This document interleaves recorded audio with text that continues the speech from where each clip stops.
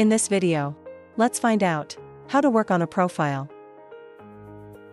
Users can edit, delete, clone. Cloning is the creation of a number of different profiles, but the data cookie or extension is the same. There is also an import feature, export cookies feature, color change feature, and some other features. In the edit section, you can edit the name and other parameters as you create the profile. You can edit the name by clicking on the name and edit. If you find the video helpful, like and subscribe to this channel.